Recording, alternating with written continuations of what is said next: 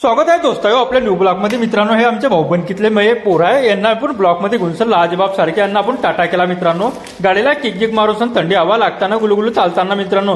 तर शेवटी आज मित्रांनो ग्रामपंचायत मोरगाव आधी आल्यावर मित्रांनो आज जरा इथं कार्यक्रम होता.